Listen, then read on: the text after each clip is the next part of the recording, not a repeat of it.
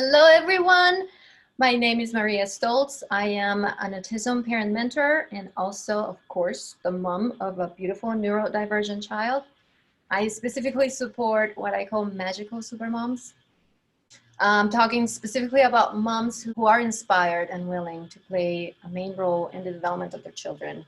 And today I am here with a very old friend and fellow magical supermom herself, because we want to share with you some information that I am always super excited to share with any new autism mom I meet. This is something that as soon as I learned, I started using myself, contributed immensely to the development of my child, and it still continues to be used in all his education and development. So before I introduce her, just to give you a little background, 2 years into my autism journey, I was running a play therapy program for my child. He was almost 5, and things were going well. He was learning, he was growing, and this amazing book came into my life. It's called Kids Beyond Limits by Anat Baniel. Breakthrough results for children with autism, Asperger's, brain damage, ADHD, and undiagnosed developmental delays. Anything that has to do with the brain. And the book was amazing because it taught me in very simple ways how the brain learns, how it creates new skills, perhaps the reason why certain skills have not been developed, and things that I can do at home to provide the opportunities for my son's brain to start learning those skills. So, well, that was huge. And as soon as I started using this information in my therapy and just in everyday life, I saw results immediately. So what I always tell people is that this information put my program on turbo mode. It gave it a boost. It aligned what I was doing, and it gave it something to make it even more potent and more powerful. And we can't wait to share this with you. So all this stuff to introduce you to Paola Smith, who is an experienced certified practitioner of the neuromovement therapy that Anat, the author of the book, teaches. And we're going to talk today about how the brain learns, the optimal conditions for that learning to happen, and we're going to give you some examples about how people can use, or how I've used this stuff at home to help my child. Paola, hello! Hello, Maria. So yes, I have been doing this for around 5 years. I'm a neuromovement practitioner. And neuromovement is an approach that helps the brain create new connections through what we believe is the language of the brain, which is movement. So as practitioners, we have sessions with children or adults with many diagnoses, because the reason why this helps many diagnoses is because we're speaking to the brain and helping the brain wherever it's at, whatever diagnosis, to go a step further, to enhance itself, to learn more. And we do this through movement, as I said, but we do it utilizing what Anat has called the 9 essentials. And the part that we're going to talk to you about today is how you can utilize, without having all the training as a practitioner and doing the movements, how you can use these 9 essentials in your everyday life with your child, which is going to make a big difference.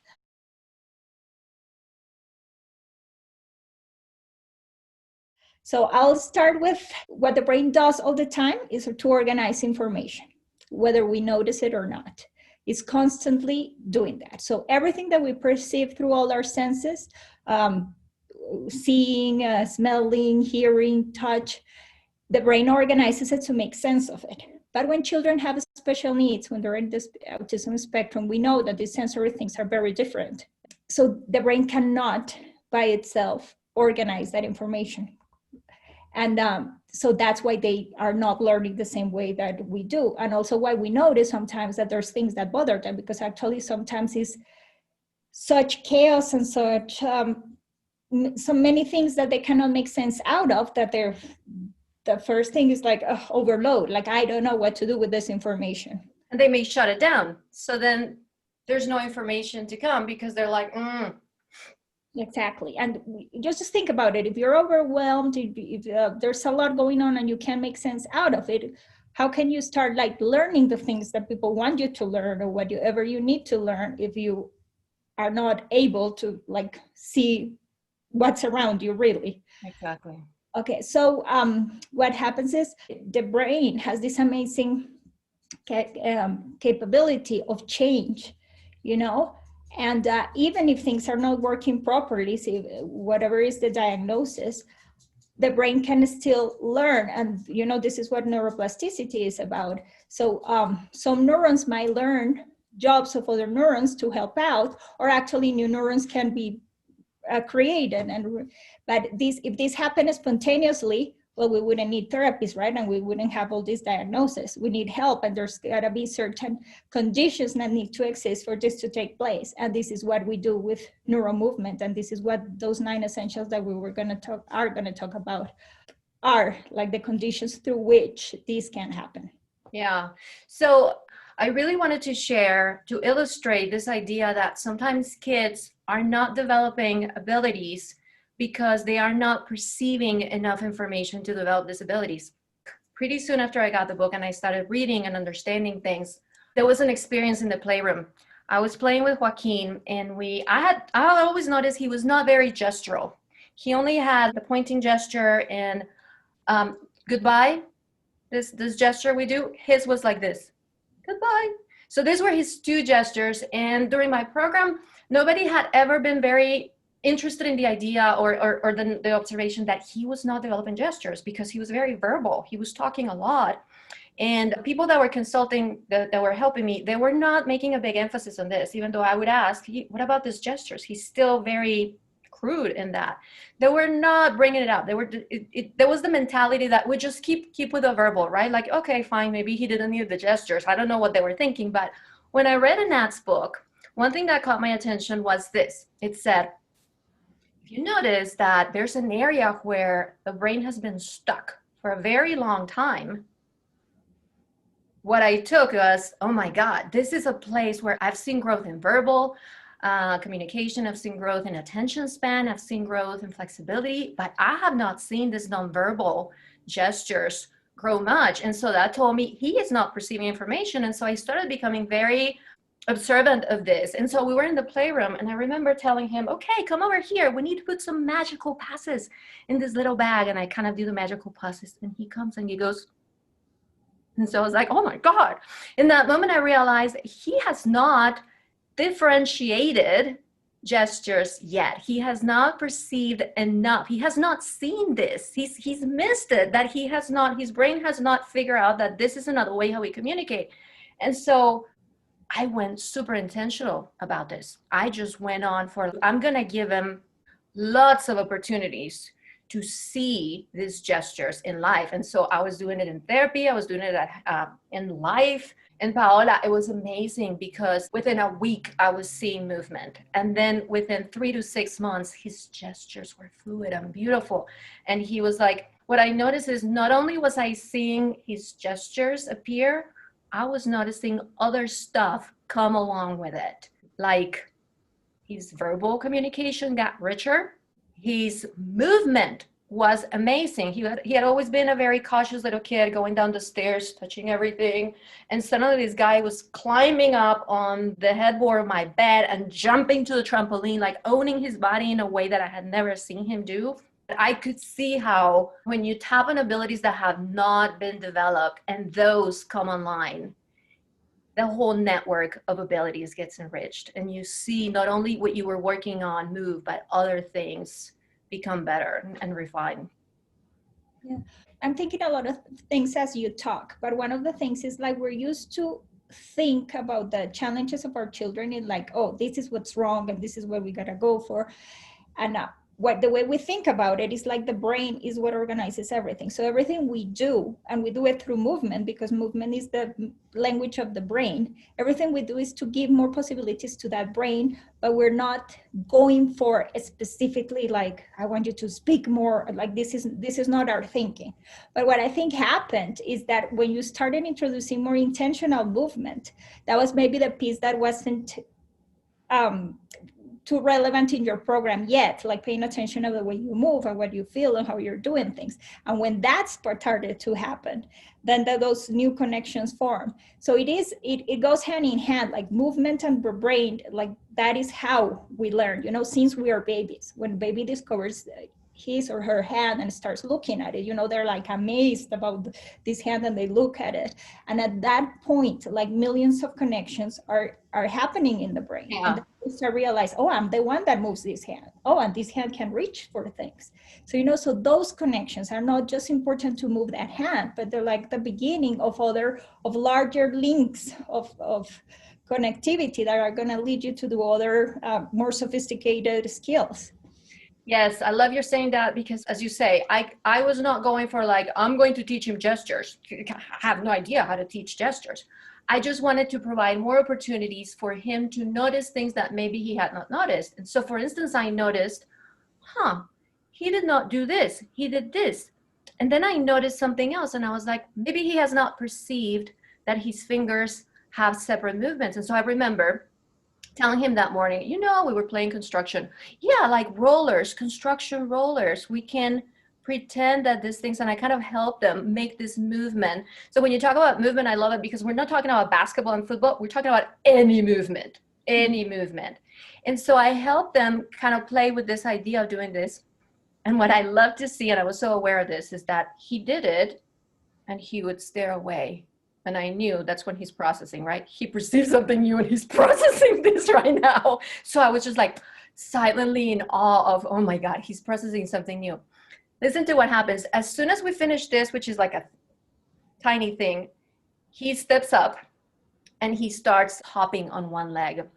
This is something that he had not conquered yet. Like when you play hopscotch, he had not been able to do that. But I noticed several times that whenever we worked with these new little things, new little pieces, he would do something like that. And so I could see the connections between these two things. And I did see, as I said, as the gestures came, his movement changed as well.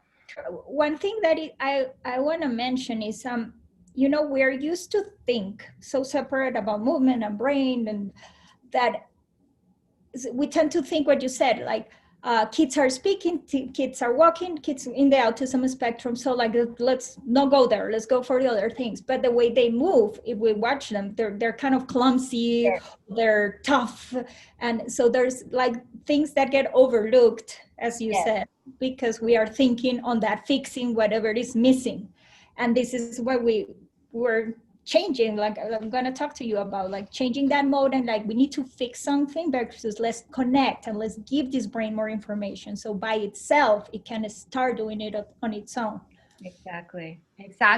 Particularly with the gestures, I later learned that gestures actually are preparation for language. And so if you're missing that building block, if you did not perceive enough about that, maybe your language is not as rich as when you have incorporated that part. And so some people may think of like going back to gestures was like going back, and to me was like, it's not going back, it's giving a piece he doesn't have. So yeah, I love that. Exactly. So to go like to the meat, like you call it. so I explained, like the brain is constantly organizing information, right? And the way that this happens is like 3 steps. So first we have to notice what's around us, right? And this is as simple as notice, hey, it's sunny, so it's over there is bright and over here is dark. We notice that, and immediately the brain it's actually differentiating. It's on, oh, this is brighter, this is dark. When we actually are able to do those 2 steps, then we can integrate what's useful about that for us. It's like, oh, well, maybe I'll move over here if I want to see better, or maybe I'll stay here if I don't want light right now. The thing with children in the spectrum is like, since they're not be able to differentiate or even notice, because as I said, it's so overwhelming that they're not noticing lots of things around them. Yeah. So when this is compromised and it's not happening, what we can do is to utilize what Anat has defined as the 9 essentials, which is kind of making an optimal environment so we can slow things down. So these brains that are challenged by this overwhelm of stimulation can start perceiving things that are going around and passing through without them realizing. So once this happens, really we can start learning, and these new connections lead to more connections. So if it's what she calls, and it's one of the essentials, is the learning switch. If we teach that brain to learn, then it can keep learning and going further and further and further. Exactly. But then we need to create those conditions. Oh, I love this. This is so exciting to me because learning is the base, right? It's if your brain is working and perceiving, then my experience is you don't have to do a lot of work. You just give them the info and then the brain does the thing and the skills start showing up. You just got, yeah, it's kind of a start to teach them to notice. And then from noticing, they can differentiate. The process is triggered. Things are alike. And then what do you do with that information? That's the integration part. Like, what is that brain going to do with this information that I'm giving you? And that's a surprising thing, because sometimes you think it's just a little thing, but then you get surprised that, oh, language got even better and all movement around got even better. But this is the basis of learning. Is it needs to happen: discrimination, differentiation, and then integration. Yeah. Can you tell us a little bit more about integration just for a second? I'm not sure that got through. Maybe I interrupted you in that. Integration is what happens once you are able to perceive differences, because when you perceive difference, you see, well, I did this, that didn't work, so obviously I'm not going to do it. So you can start using that information, what you perceive of difference, making it useful and relevant to you. Okay. So whether it is, I mean, it depends on the example, but if you say something did not work, you would reach for something and you fell, well, you realize, well, that did not work, so maybe I can do it in a different way. So that would be a way of integrating what you noticed. So when I did this, the thing fell versus I grabbed it. So right. So it's then your conclusions, the conclusions you arrive to. Okay. It's like organizing that information is no longer information and perception and awareness. It's now I know what to do with it. I make it useful to me. Exactly. Like, what can I do with it? Like, how can I use it? But that does not happen if you can't perceive the difference or even notice what's going on around you. So that's why we have to go back on things.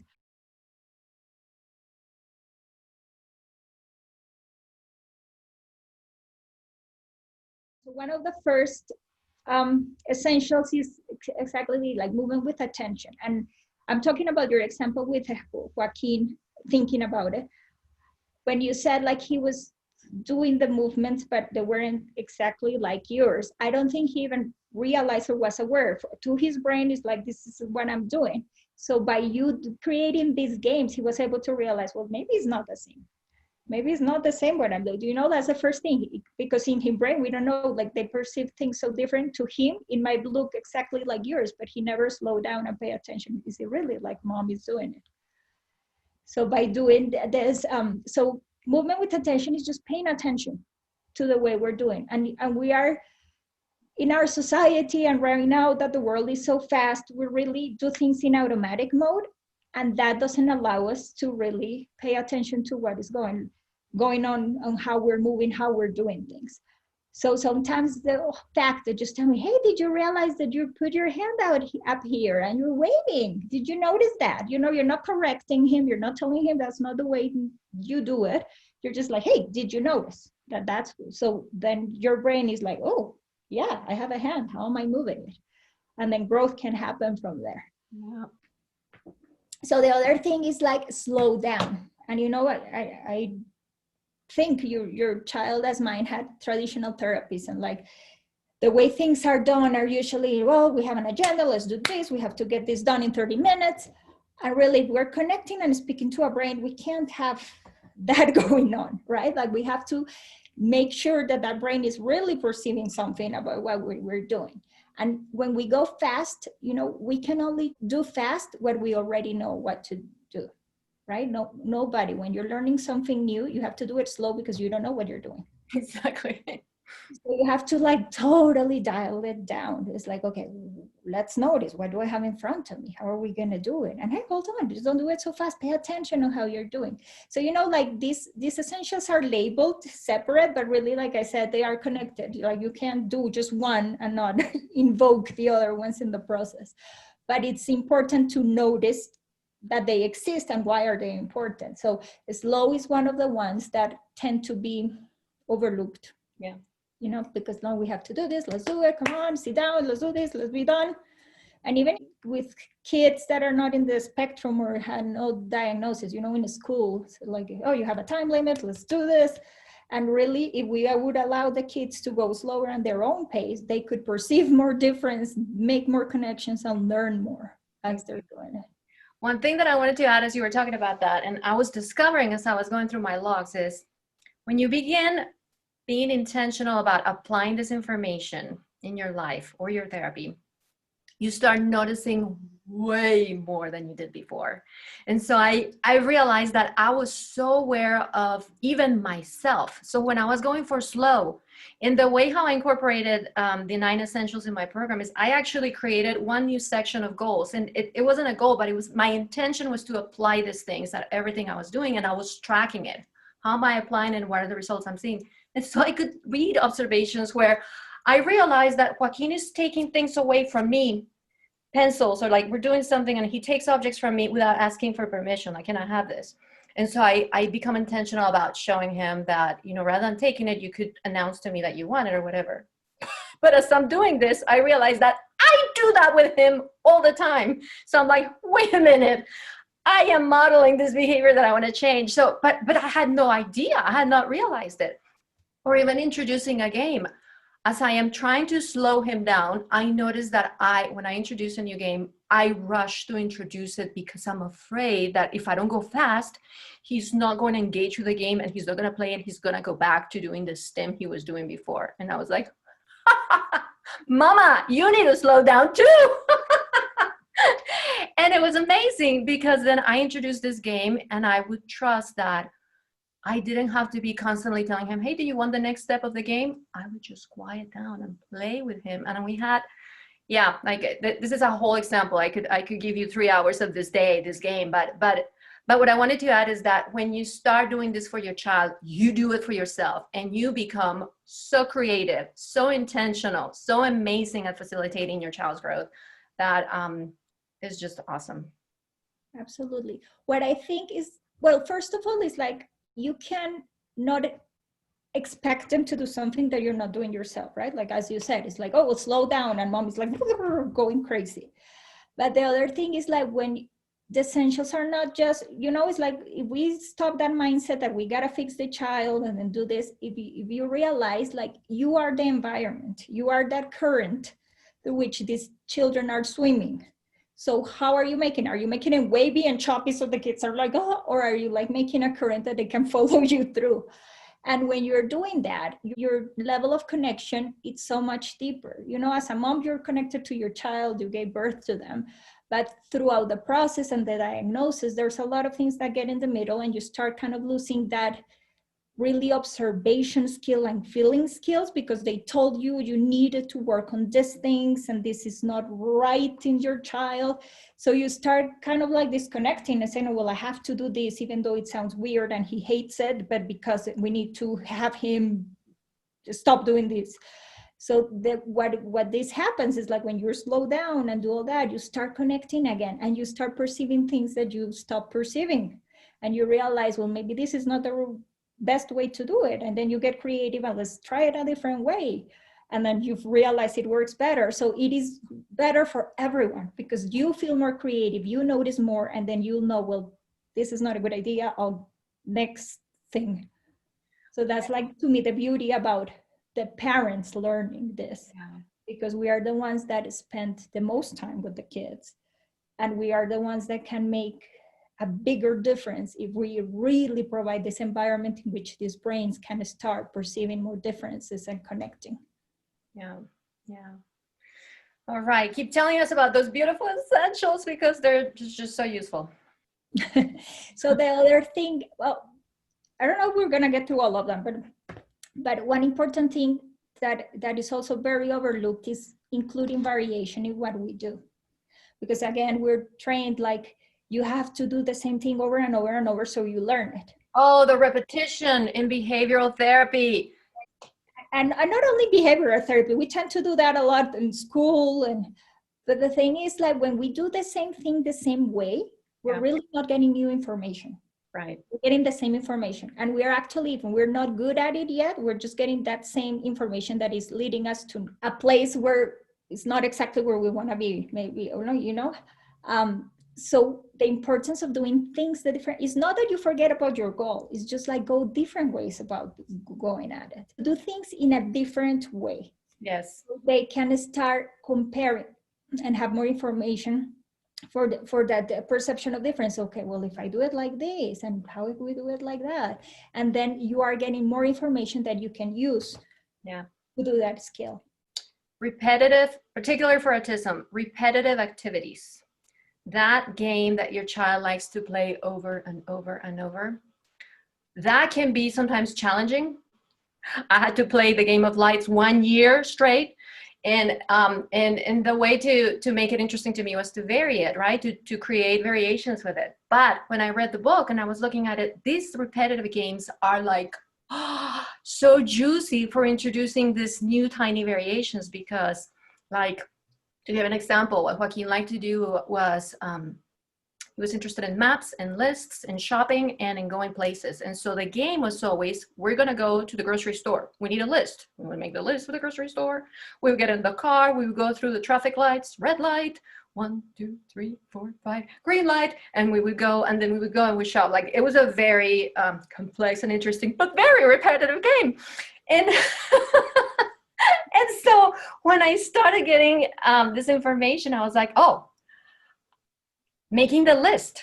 The list was always, how about if we make the list horizontally this time? How about if this time I tell him, wait a minute, we need a magic pen. Or wait a minute, we need to make the list with the left hand. So these repetitive things to me were like so juicy to introduce variations in a million ways, like new materials. Let's not do the Lego lights this time. Let's do this paper lights. New props, new ways of playing the game, new little things. And depending on how flexible your child is, you can do even more. But to me, it was amazing because that's where I was introducing. That was one way how I would introduce these variations to the thing. And the beauty of it is that these variations sometimes led to something that completely changed the game. It was one thing that I introduced, and suddenly he was not interested in this game. He had played for a year. He moved on. That's perfect. Your example is perfect in many ways also, because we think that variation could mean let's do something totally different. And it's not doing something totally different, especially with kids with autism. They get fixated in these things and they're not going to do something different right from the start. Right. So you just have to find those little ways in which you can make it a tiny bit different. Yeah. And then the next thing different, and the next, so that's perfect. And yeah, eventually they allow more, and eventually they might look at something else and say, well, that sounds kind of interesting. You know, we're giving them more information. That's what we're doing at doing variation. It's the same. If we kept playing the game the same way over and over, we're not getting new information, we're just doing. And they might need it, you know, to regulate themselves. We know that. Yeah. And, you know, we have to be aware of those moments when it's a good time to introduce something new and when it's not. Right. And maybe if today didn't go, don't give up. You can introduce it in a different way later, or you can dial it down a little bit. Maybe it was too big of a jump from the start, but you know, this is like the connectivity part that you start realizing, maybe he didn't like it because it was a different color. So let's go for the same color and see if that change goes. Yeah, as you were talking, I was even thinking your own attitude as you're playing the game is a variation, but let's not go there because that just, it's a whole big conversation. But you know, the thing about attitude is like if you're intentional about the essentials, your attitude would be gonna be different because you're seeing it in a different way. Yes. I talk to the parents a lot, you know, like I work with children with different diagnoses, but really what I see the parents is allow yourself to observe and try. And you'll start noticing yourself. Which way is better for your child? But you have to go to that place of like, think about it as I'm going to give him information, him or her information, and let's see what happens. Like, I wonder what's going to happen. Yeah. So it's not a recipe to have to do this and this and this and that. No, it's like, well, let's sit down, look at the child you have in front of you, and let's take it from there. Let's play. No agenda. Let's just play. Let's see if I do this, what happens. Oh my, and I tell you, every time I did something and he would do this, I would be so excited because I was like, he's processing something new. Don't interrupt that. I would tell my volunteers, do not mess up with that. Because that's the processing, right? So he perceives something. If I interrupt the processing time, then the information may be discarded and not moved to be integrated or whatever. Exactly. And sometimes if we get too overexcited, which I'm going to jump to that part of the enthusiasm. So it's very important to be enthusiastic, but we got to be aware in which ways we're enthusiastic. So it can happen two things. One thing that tends to happen is because we have our eyes in the big prize and we want to fix our kids, we're in that mode. Sometimes beautiful things happen and we just miss them. We missed them, we didn't pay attention, we said, oh, yes, but Right. He did this, but he doesn't speak yet, or he did that, but he doesn't walk yet. And the thing is and being enthusiastic is realizing, oh my goodness, this is a change, this is valuable. The whole realizing that part, that's the enthusiasm that you put in, and your kid perceives like, hey, yes, something different happened. How can talking about perceiving difference, if you don't notice it, how do you think the child's gonna notice it? Or if you overlook it and don't give it importance. Yeah. Now, the other thing is yes, sometimes we get so excited, but some kids get a startle, or when you interrupt that process, they're just getting this new information and the mom is like, ah! Right. So that's oh, what happened? I forgot what I did. So we got to be aware of the way we're being enthusiastic. Yes, notice it and smile. But some kids are super sensitive to hearing. So measure yourself, how you're going to show that enthusiasm, and be intentional about how. But feel it, definitely feel it. Sometimes feeling it is enough, because if you really believe that this is great, it shines through. You don't have to think about how to show it, because it does shine through. And I don't know if you can speak about this, Paola, but I remember reading and just knowing that your internal experience, I wanted to give you a piece that is just a straight quote from the book, in which she talks about lending your child your own neurology for a moment. In those moments of connection, it's as if what you are doing here is being somehow connected to them. And so your internal experience of enthusiasm, even if I'm not going, you did this, if I'm just inside, which is how I was like genuinely, exactly. Just that feeling inside, which he explained, or what I remember reading, is that somehow that is felt, that somehow that is being transmitted to the brain and telling it this, anchor this one, this is a good one. Yeah, it's a way, because it will show in your gestures, we are trained to look and feel and see the body, but I'm sure that if a mom is delighted and excited, it shows in her face, and it shows in the way that she sits. You might be sitting and then you get more excited and you're so punched. So it does notice. So if you really believe it, that's the thing. We have to start with ourselves, utilizing these essentials to be able to inspire these kids. Yes. We jump ahead, because I was going to talk first about subtlety. When you are not able to perceive difference, and the strength of the thing is so big. I mean, if you're not even able to perceive it when it's small, you're not going to perceive it when it's bigger. You would have to go in such a big way to go about it, to that system, to realize it, that it might even be harmful. So for instance, if you were in a room that it has loud music, there's tons of people, and I speak to you, you're not going to hear me, right? Unless I really, really, really yelled. But then who knows if you're going to pay attention to me, because by then you'll be like crazy. So this is what happened to our children. Instead of giving them more, it's okay, along with the other essentials, let's dial it down, let's go slower, let's go to a less distracting space, let's pay attention to what you're doing, and now let's do it very subtle and little, so you actually realize, oh, there's something there. One big example is, imagine you're carrying something super heavy and somebody were to put a pen on top of it. You wouldn't notice the change of weight, right? Because you're already tiny. You're already carrying everything. But if you were holding a piece of paper and somebody puts a pen on it, then you realize, oh, there was a change there. So we need to go like that. We need to go smaller. So actually these brains can start realizing, hey, yeah, that was different. Requesting something, if I ask my child to do something that he or she does not know how to do, the experience may be different. It will be different than when they take spontaneous action to do something, because the request is asking you to do something, and you may, first of all, you may feel resistance to do it because you already know, I don't like that. Or you may try to do it and feel unsuccessful when you did it, even if the other person is not telling you, right? So there's some experience there versus when you find yourself doing things without anybody having told you, and those are new things. That experience is very different. And to me, that second experience is more subtle than the other one, just because of your enjoyment, right? There's less stuff going on for you to perceive yourself. Oh my God, I just did this. You know, like it's like with the gestures. I remember playing with Joaquin a lot of charades and things like that, and games that involve him acting out things. And he loved the game, but he did not particularly love doing the acting.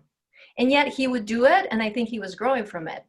But there was a day in which I was precisely thinking, subtlety, go subtle, Maria, more subtle, Maria. Let's reduce this experience of challenge and pressure and resistance. Let's give him something that feels more easy for him than this other thing. And so we had always played the game as he would come to a shop, and the way how he shopped, he was not paying with cash. He was paying by performing the object, right? Like charades in a way. We had played this game like 2 or 3 times. And there was this day that I was like, okay, we're gonna play it this way. For the whole purpose of him to perceive more this stuff, I'm not gonna have him act. I'm going to act, and I'm gonna have him guess.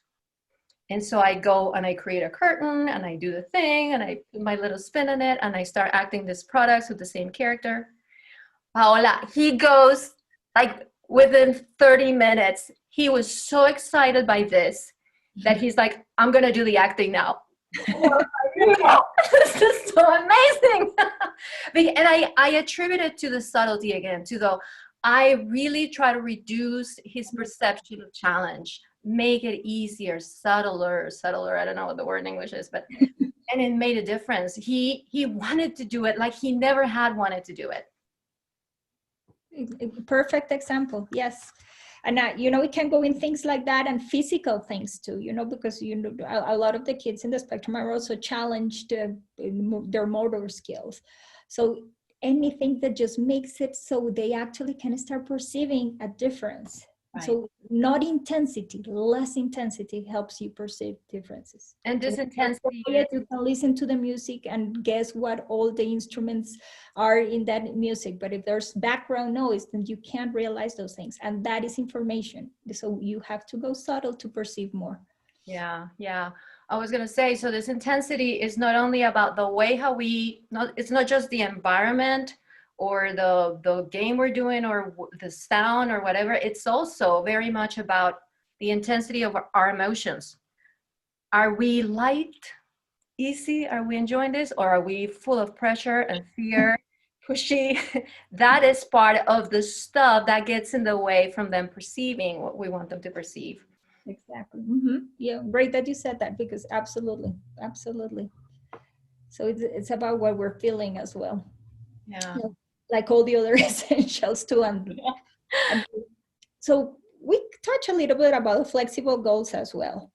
So one of the things is like goals are important. Obviously, we know what are the challenges, we know what they need help with. But when we get fixated about that price, we totally ignore a lot of things along the way. And it's human. But so that is why it's important for us to realize this.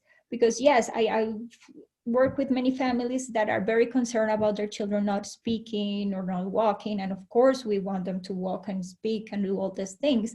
But if we just think about everything we do, going for that thing, look what challenging experience it becomes for everyone. Because you as a parent get burnt out and tired because you're like just doing things like how I get this child to speak, and let's keep at it and drill it and think about the experience that child is having too. It's like, it's already hard for me. I don't know how. And these people are just going at it. And I'm like, and it's not working. It's not working. So yeah, so exactly. So, it could be as simple as your example before, like you had that game and the repetitive game, but how about we have the lights today in a different way? So we could be in that way too, but also our goals as well. So it's like, I know that I want my child to speak, but I know that there's a path to get there. And that path might be a straight line, but that path could also go around in curves, and it might derail a little bit to be in a different town, but eventually I'll get there. But it's just allowing us to see, is like, well, my child needs to go this direction before he has to have this info. The way I see it is like, there's other information that has to be introduced to the brain before we get there. Yes. Right? So let's see what that other information is. And it might not look like language today, but trust me, it's relevant, because the more information that brain has, the more pieces of connections it can do with it. Yeah. Outcomes. So think about its pieces is really, so brain connections are like pieces of a puzzle, like Anat talks about the dog in the book. If you're trying to do a skill or perform an ability, and you only have 3 blocks to do so, well, it's not gonna be the prettiest to get there. But instead of 4 blocks, now you have 10. Then it's like, well, you have more variety and maybe more refined skill on how to do that. Yeah. But if you have 200 pieces, it's like, oh my goodness, I can start doing things like playing piano. You know, it's like that. The more notes you have, the better music you can play. The more letters you have, the more words you can write. So we need to give these kids information and forget about like, they need to speak, they need to do this. So allow yourself to dial back and say, well, maybe this is not what goes today. Let's see what is relevant for the system today, for this child today, and let's go there. Yeah. Because that's where the growth is gonna be, where they are at, where they're perceiving today. And then you take it from there to help them perceive one little more thing. Yeah, I love that. And reminds me of that example I was giving. I had no clue that by playing with gestures and differentiation of finger movements, his brain was going to use that also to refine movement.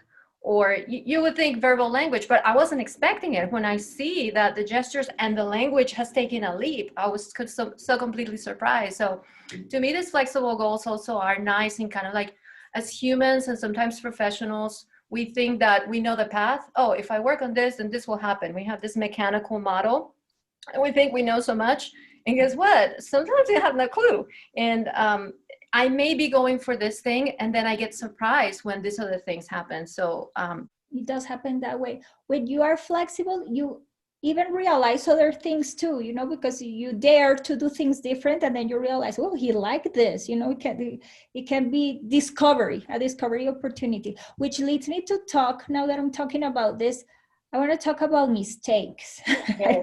I was thinking about that. Mistakes. I was introducing, and now I'm thinking about being flexible is we sometimes are also convinced that the right way to do something is only one. And when the kids are not doing it that way, it's like, no, let's stop and let's start over. But you know, making mistakes is a variation. Yeah. It's a way of doing it that got me a different outcome, maybe not the outcome that I was going for, but it got me an outcome. So, you know, like great minds, you know, like Edison when he did the light bulb, how many light bulbs did he burn? He burned his lab and everything. But there's the famous interview that when they asked him, like, I forget the number, that you have tried a certain number of filaments to do the light bulb and you have not done it. Is like, and he said, I've successfully discovered this amount of number of ways of not doing a light bulb. But he was still, so he gave him information. He's like, well, this one's too light, this one burns too easy, but it's helpful information for which one to use. Exactly. So the same way with children, if they fall down, if the word doesn't come out the way, it's like, oh, did you realize what you just said? It's not what I said, you said this, but it's not wrong. It's like, just realize that it's not the same. Yeah. So look at mistakes about also thinking of flexible goals, but think of them as a way of variation. So just make them realize, oh, well, let's see what happened. Let's see why we got this outcome. Let's see why we got here. What did we do that got us here? Yeah. It's valuable information, very, very important information. Yes. Yes. And I think that if we're not aware of that, if we're so focused on having them do it this way that we think is the right way, then we're going to also be judging it and giving them the idea that what they did was wrong when it was actually a success. And again, thinking about how we learn from our experience of success and failure and all the density that gets created when we think we're not good at something. we don't want to teach our kids failure. So if we don't think of wrong ways, what we think are wrong ways of doing something, if we don't think of it as wrong, but as variation, information, then we're not going to pass that message that that was wrong. You still don't know how to do it. You know what I mean? We're going to be more flexible as ourselves as well. Exactly. And we're going to see it in a totally different light, because now we're not putting that label that this is wrong, therefore useless, but it's like, no, this didn't get what we want yet, but look what we learned. Yes. Yeah, and to make it even more visible for people, this is how we learn everything. This is how we learn to walk. We've fallen a billion times and nobody tells us, you did it wrong. You put the foot wrong. Nobody tells a 1-year-old, it's like, you shouldn't put the foot there. It should be straight. It should be like this. No, the kid falls and does it again and does it again. Or speaking like a second language. I mean, you just do it how you can. And it's through that practice that eventually you yourself realize what's successful and what's not. Your brain knows what works and what doesn't. You don't need somebody else saying, which gets us into a whole subject that I don't want to even get in, but it's the whole education. There's a lot of more conversations that can go from here, but to keep on track. Yes. So go with the essentials. A lot of this we touch about the learning switch. So what we want is a brain that can learn, because a brain, no matter what is your diagnosis, no matter where you are in the spectrum, if a brain can learn, it can keep learning. Yeah. Anything. But we just gotta help this brain be turned on and keep learning. And then some kids might go quicker, other ones might go slower, but if you're learning and there's change, there's endless possibilities. So it's very important for us to be aware of that we want to create the conditions in which this brain can be turned on, this switch can be turned on. And also we got to be aware also in moments when the switch is not turning on, it's like, well, this is not the moment for me to be given a ton of information. This is the moment for me to dial it down, dial to the essentials, go super slow and start engaging that brain so we can turn it back on. Yes, yes, yes, yes. I don't have anything to say to that one, except I've witnessed my child as a learning machine, and that's it. And that is part of something that as Sunrise parents, we understand very well. There's the right time to connect, and then the right time to inspire growth. And it is when the brain is on to perceive something new, when I am not dealing with whatever I'm dealing with, and I need to feel safe. I don't need to hear new stuff or new requests or new exciting things. I have too much. I don't want to. So being very aware of that, learning switch, that moment when the brain is ready to receive something, which it's not just the special kids, it's us. There are times when I'm cooking, forget it. Don't try to tell me stories, because I'm cooking and I cannot take anything but cooking. And it happens to all of us, but it doesn't mean that we cannot learn. It just means that we have to go slower, and like we have to dial it down and start connecting and see, okay, where can I give you information here that is, it's like, here's not when I'm going to teach you how to read and write. Here's how I'm going to read you. Hey, I'm here. Did you realize that I'm here with you?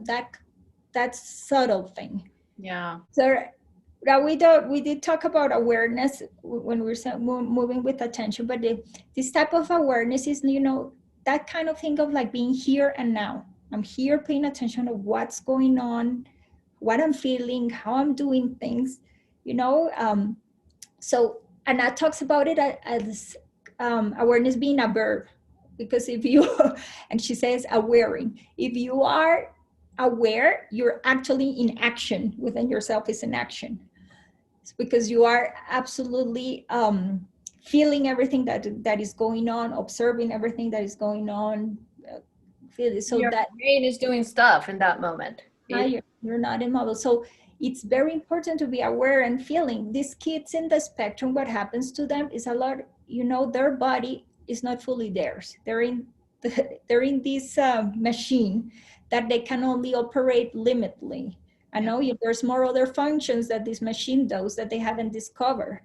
So any opportunity that we have to bring that tension and bring awareness to our kids, it's an opportunity for them to receive information and to start noticing what they weren't noticing before. And it's as simple as that. One of the things that we're doing a lot, so one of the things that what happened with the pandemic is, we couldn't have one-on-one sessions with our clients because everybody was in lockdown. And Anat came with this brilliant idea of doing coaching, which we didn't know at the beginning what it was until she trained us and showed us a video. And the coaching that we're doing online is actually teaching the parents to use the 9 essentials in the everyday life. It's not that we're teaching them to be practitioners, because for that you would need to take the training and know what the movements are about and what we're going for. But one of the things that we're doing in this coaching online is like, talk to your child, let them know. He's like, hey, you raised your hand, because a lot of times they do these compulsive movements that are so engraved in their brain, but you're not really conscious that you're doing it. It's sort of like when you wake up in fast mode, you have to go to work or whatever, and you do all your routine, and when you get in the car, it's like, did I brush my teeth? Right. Like, You are not present. if you did it or not. Yeah. So when you go back and you actually talk to them, it's like, oh, you move your leg and you did this. It's sort of, you're calling them brain. It's like, hey, come here, look what's going on with you. And that has made big differences. It is huge. It is huge. I actually, oh my God, I have used movement with attention I don't want to say so many times. I know I've used it 4 times so intentionally, and I've seen the results of it like immediately. It's like magic stuff. I actually wrote a post illustrating 3 of them, and I wrote a post illustrating another one. And I kind of want to share which one? They're all so juicy. But let me give you one. First one that comes to mind. So let me tell you this one, because it's about finding that way to make your child aware of himself. So when Joaquin was little, I don't know about you, but he did not like to go to the toilet for number 2 alone. He needed help. He needed company. He needed company in the toilet. And so I was used to going in there. Okay, let's go. And it was interesting because it's the bathroom. Okay, fine, he's doing number 2, but there was nothing else to do. And it felt to me like in those moments when we were in the bathroom, the conversations we had at that toilet were so deep.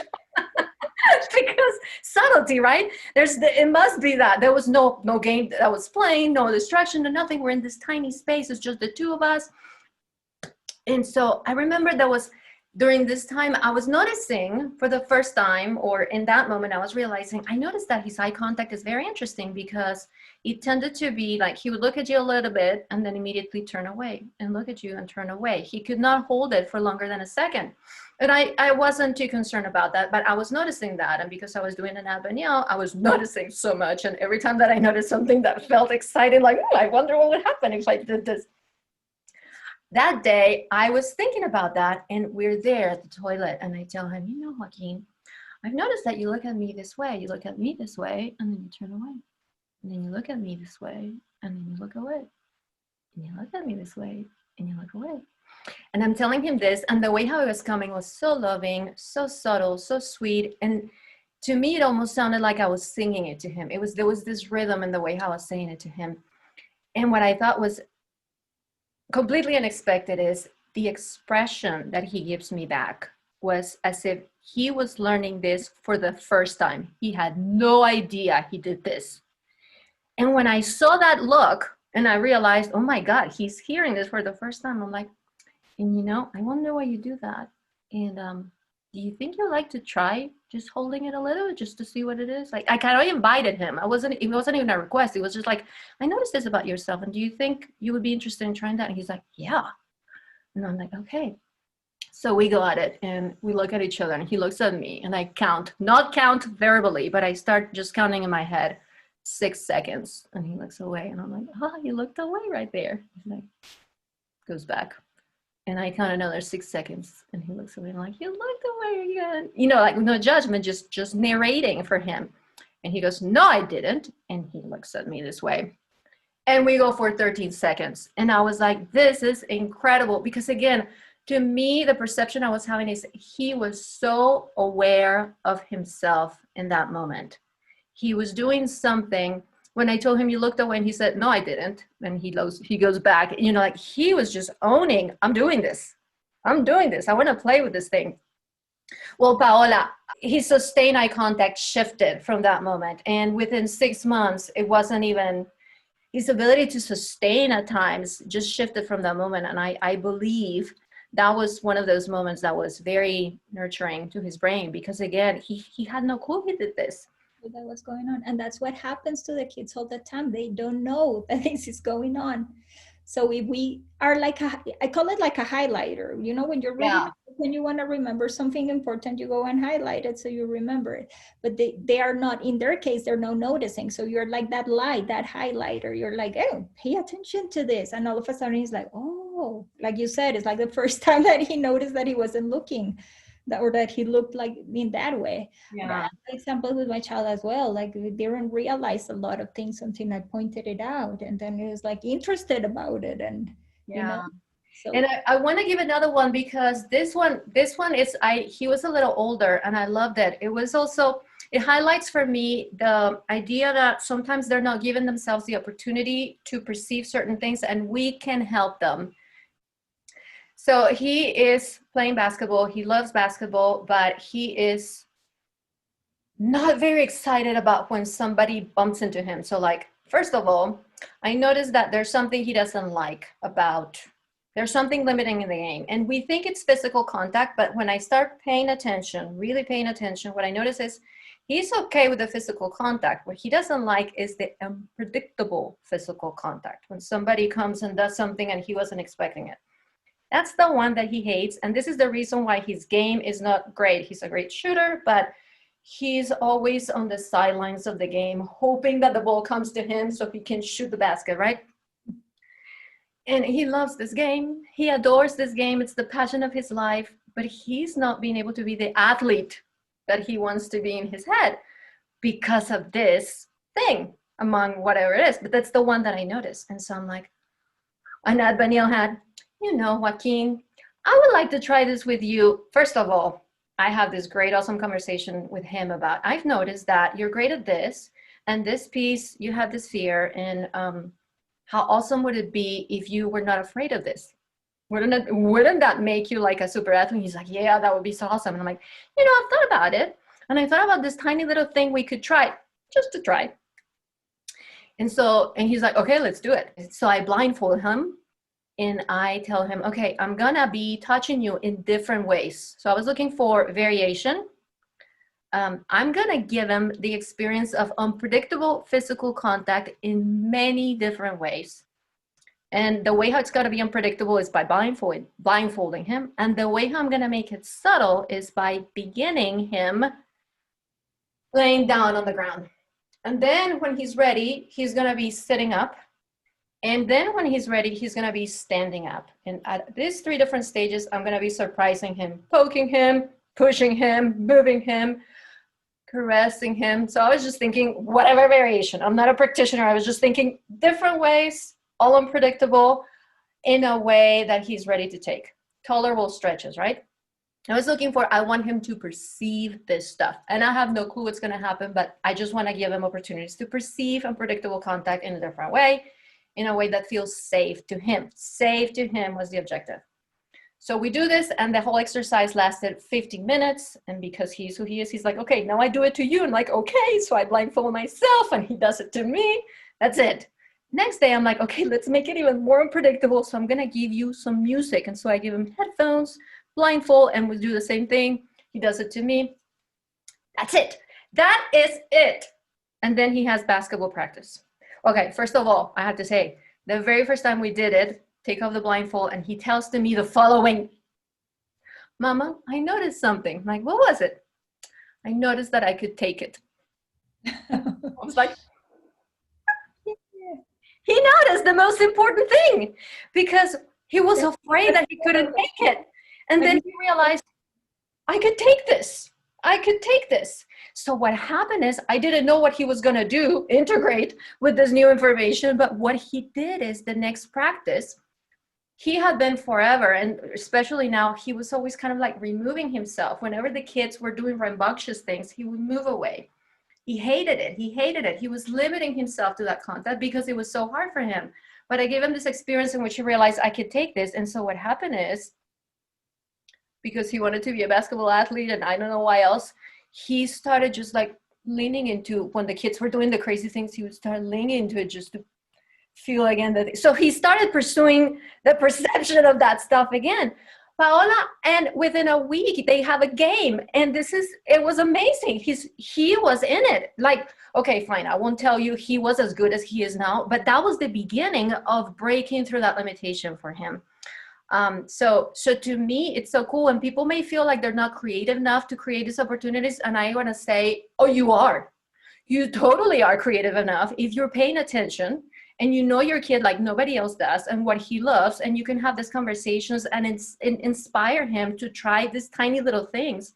You will come up with them, and they will be so significant, so transformative. So I couldn't help myself. I had to tell you those two stories. Absolutely, and it's true. If you start practicing integrating these essentials in everything, you'll become more creative because you will be in a different, how do you say that? In a different tune, right? You're like in a different world because it's a world that you're perceiving more things. So things are gonna occur to you. It's like, well, how about we do this? And you would have never thought about it before. Yeah. So it is super important. It doesn't have to be as complex, like you elaborated a whole blindfold headphones game, but at the beginning it could be as simple as like, let's see what happens if I do this. Like, right. No, and then you will get more complex, and according to how they start evolving, you'll start getting more creative and more complex about what you're doing too. The last essential that we haven't talked about is imagination and dreams, and this could be in different contexts, different things. But the thing is, like, dare to dream. Everything's possible. Don't limit yourself, right? Don't think it's like, well, they'll never do this because this is the diagnosis. You don't know. So like, leave all possibilities open, but also sometimes imagining things help you achieve them, so in the sense of like this, the example I can come up with right now is more of like physical limitations. Sometimes if you think it in your head as if you could do it, and what parts of your body you would integrate to do it, actually creates the same connections if you were actually doing it. So it's proven, like Anat works with musicians and they rehearse in their mind, and it's kind of like if they had rehearsed. So it does have that effect.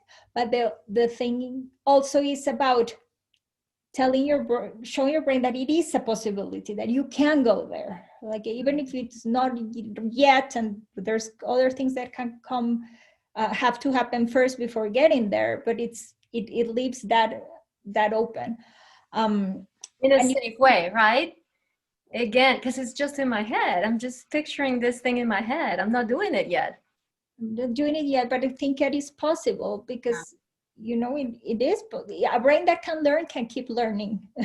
So you don't know what they are. So keep daring to dream and daring to go for it, and utilizing, as I said, all of these pieces, you'll start seeing miracles happen.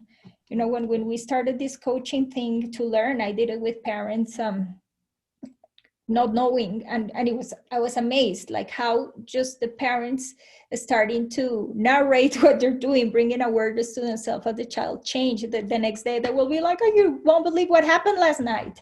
So it's like incredible to just somebody telling you to do something online and have you watch doing it with your child makes a difference in that child's brain.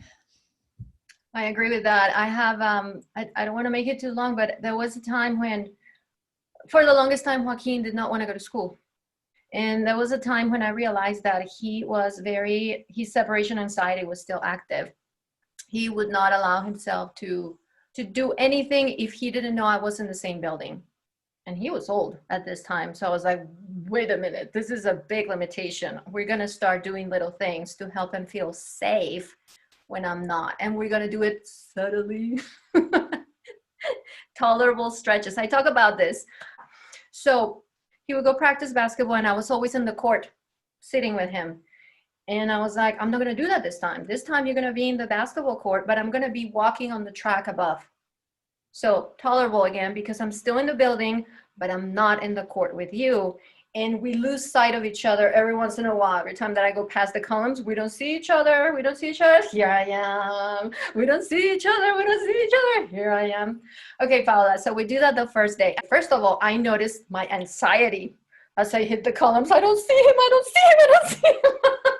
So I noticed my anxiety. And, you know, like it happens. And then that night, we're having cozy time in my bed. And he tells me, Mama, that first step we did today, I noticed that I was a little bit scared. And I was like, me too. I noticed that I was a little scared too. And he's like, but you know, I think that first step was very important. And I'm like, I agree. Just adore him. It's a little of thinking. He's so aware of his own expansion. And he's like, and so Mama, what would be step number 2? And I'm like, well, step number 2 would be, and I tell him, it would be me not walking, but maybe being outside. So we really don't see each other. And what would be step number 3, Mama? Well, step number 3 would be I leave the building. I go across the street and I shop while you're still doing this thing. Maybe not for the basketball, but maybe during your art class, maybe step 3 would be when you're with the kids and the teacher here in this building, I'm going somewhere else. What would be step number 4? And when we get to step number 5, it's like step number 5 or 6. I'm like, you're going to school. And he's like, so this is the imagination. This all goes to imagination because step 2, 3, 4, 5, we were going to nothing. None of that had happened. It was not a possibility. It was something that I did not see coming. School, I thought I was going to have him forever here. He was not going to go to school. So being at school 5 hours away when we couldn't even conceive of mother leaving for this art class, she had to be in the building, was out there. So that was the conversation. We were imagining the steps in the future and we were laughing and we were tickling. We were like, oh, how amazing it would be, da, da, da, da, da, da. And that was the conversation. And that was the year that he went to school, okay? That was the year. That began the whole process. In my blog, it's called 7 months of miracles, because one thing led to the other and he just kept expanding and expanding and expanding, and he went to school that year. Miracle, no miracle, it happened. And yeah, we were picturing it that night. So it's just beautiful imagination. That's when I read the book, I didn't understand quite how to use the imagination. Right there. Perfect. So yeah, so to sum it up, what I believe is that parents can make such a big difference if they start utilizing these 9 essentials in everything they do. As simple as helping them get dressed, you know, if you have small children, bathing them, feeding them, because everything is an opportunity to connect and give information. So you might hold the spoon a different way, or you might eat the soup in a different bowl, or you might sit in a different, you know, all of this is information. So if you're aware of what you're doing, you come up with more.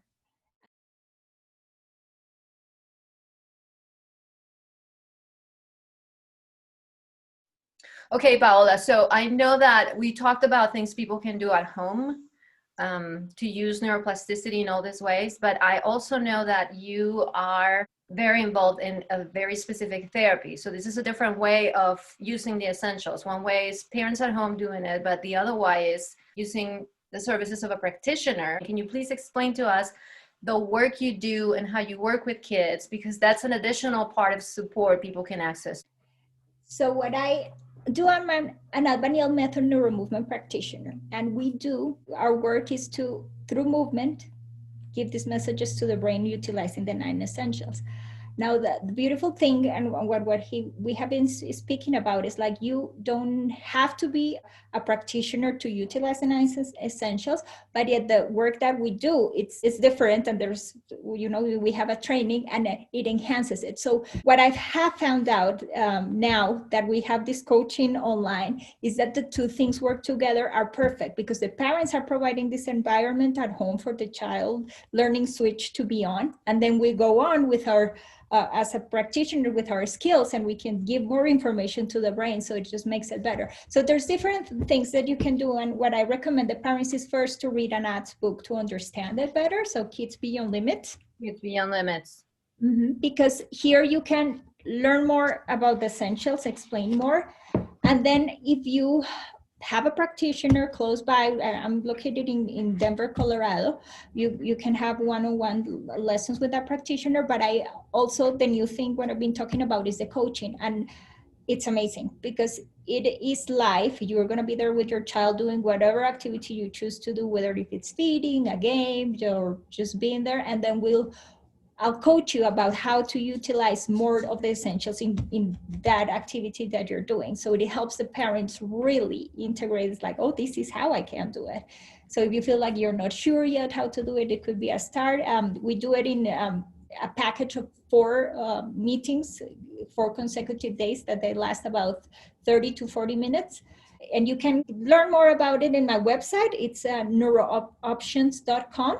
And you can also read more about the Anat Baniel Method in her website, anatbanielmethod.com. Cool. And then if you want to contact me for questions or whatever, find me at my blog, mafemaria.com. And then we are super excited that any of you that didn't know about this stuff may be a little bit curious about it, may buy the book, may start asking questions and realizing ways how this could be doable at home, because we really believe it is miraculous. I call it miraculous. I call it magic sometimes, but it's not magic. It's science. It's understanding the way how the brain learns and being able to tap into that power and give it exactly what it needs and just letting it do its work. So anyway, I hope that was helpful for all of you, and goodbye. Goodbye.